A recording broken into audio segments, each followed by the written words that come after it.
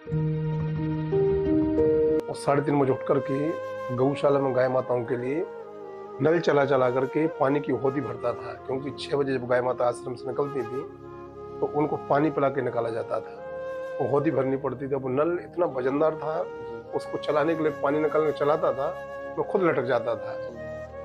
तो पहले नल चला करके नित्य गाय माताओं के लिए होदी भरता था। बहुत अल्प उम्र में आटा गूंथ करके लकड़ी वाले चूल्हे में रोटियां बनाना सीख गया था। ये पेट है न भैया, जब माता पिता ना रहे सानिध्य में, माता पिता का सानिध्य ना मिले, माता पिता साथ में ना रहें, ये पेट सब कुछ करा देता है। लेकिन भैया एक समय ऐसा भी था, एक पोशाक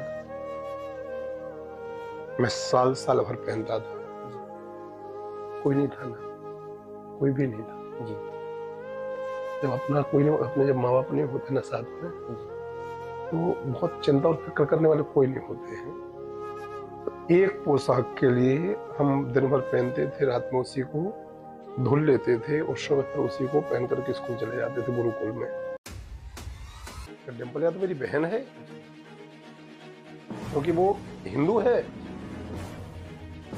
तो पहले तो मौलाना से मैं कहना चाहता हूँ कि इस बार तो हमारी बहन के लिए इस प्रकार से बोल दिया, आगे से हमारी हिंदुओं की बहनों के ऊपर इस प्रकार के कटाक्ष और इस प्रकार के कमेंट करना बंद कर दें, नहीं तो बोलने वाले मौलाना हो या कोई पादरी हो, उनकी जीभ खींच ली जाएगी।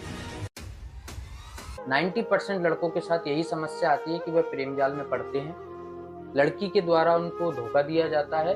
वो और युवा के साथ एक पुरुष जो युवा है उनके संग सबसे बड़ी समस्या यह आती है कि जहाँ वह 15-16 साल की उम्र में आते हैं, वह परिवार से दूर हो जाते हैं। उनको वह प्रेम नहीं मिल पाता माता पिता के द्वारा जिसके वो महत्वाकांक्षी होते हैं। वह प्रेम उनको जब वो किसी लड़की के द्वारा मिलता है तो उसके प्रति वो पूर्ण समर्पित या पूर्ण समर्पित हो जाते हैं। तो वह अपना जो पैसा माता पिता के द्वारा मिलता है वह भी उसको दे देते हैं, या जो इनकम होती है वह भी उसको, घूमना फिरना 24 घंटे उनकी दुनिया वही बन जाती है। लेकिन वह लड़की जब वो धोखा दे देती है, चीट कर देती है, तो वह लड़के डिप्रेशन में आ जाते हैं। ऐसे माता पिताओं के लिए आप क्या कहना चाहेंगे जो ऐसे रास्ते पे अपने बच्चे का समर्थन करते हैं कि 5 बॉयफ्रेंड, 6 गर्लफ्रेंड, या फिर अश्लीलता या फिर शारीरिक संबंध भी बना रहे हैं वो, तो भी इसमें उनके माता पिता का पूर्ण समर्थन है। तो आप ऐसे माता पिताओं के लिए क्या कहना चाहेंगे? मैं बहुत दुखी हूँ उस केस से, मैं बहुत आहत हूँ। नहीं करनी थी आपको शादी, मत करती, लेकिन किसी की जिंदगी के साथ में खेलना, डॉलर की कीमत गिर जाए मुझे चिंता नहीं है, नोट की कीमत भी गिर जाए मुझे चिंता नहीं है, पैसा भी कमजोर हो जाए मुझे चिंता नहीं है। लेकिन भारत देश में एक चिंता का विषय ये आ गया गौरव भाई कि आज इंसान की जान की चिंता नहीं है, जान की कीमत कम हो चुकी है। प्रिय मित्र अनुरुद्धाचार्य जी ने एक भी शब्द गलत नहीं कहा है। ये धर्मगुरुओं की मंच है। धर्मगुरु यदि धर्म और अधर्म में अंतर नहीं बतलाएंगे, अच्छे और बुरे में अंतर नहीं बतलाएंगे, तो बताएगा कौन? आपके शिष्य शासन में भी हैं, प्रशासन में भी हैं, इस बात से मैं अवगत। ठाकुर जी की बड़ी कृपा भी है। तो अक्सर आपको ऑफर मिलते रहे होंगे कि चुनाव आपको लड़ना है या फिर गुरुदेव आपको यहाँ से आप चुनाव लड़ लेंगे। तो क्या आपका यह उद्देश्य है कि आप सांसद ना बन के आपके शिष्य हो जाएं, पूरे क्षेत्र में सांसद, डायरेक्ट मुख्यमंत्री बनने का एक पद की भी बात होती है ना कि आपके मन में सांसद मुख्यमंत्री, तो सांसद बन जाऊंगा तो घाटा है मेरे लिए, विधायक बन जाऊंगा तो और ज्यादा घाटा है मेरे लिए। लेकिन आपने बात बड़े घुमा फिरा के पूछी है। भगवान ने दी मेरे भाग्य में मुख्यमंत्री पद लिखा होगा तो हो सकता है मैं कोई बन जाऊं। झंगड़ बाबा के लिए कोई बोला, किसी ने उसके पुतले जलाए? तो जो लोग अनुरुद्धाचार्य के पुतले जला रहे हैं ना, मेरे उनसे हाथ जोड़ के निवेदन है कि वो जाकर के कौन सा बाबा है, झंगड़ बाबा, इनके पुतले जला में। यदि भारत देश में सनातन बोर्ड नहीं होगा, सनातनियों के देश में सनातन बोर्ड नहीं होगा, तो पाकिस्तान में होगा, तो बांग्लादेश में होगा।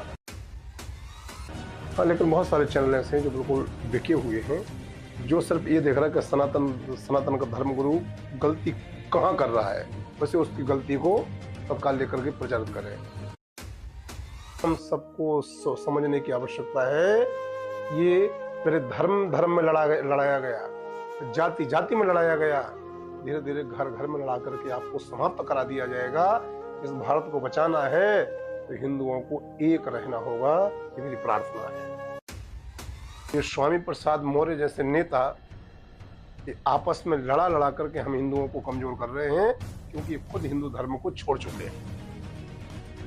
मैं ये कहना चाहता हूं कि कट्टर सनातनी होने के नाते, एक धर्म पथिक होने के नाते, जो श्रीमद् भगवत गीता, जो श्रीमद् रामचरितमानस, इनको जलाने की बात करता है,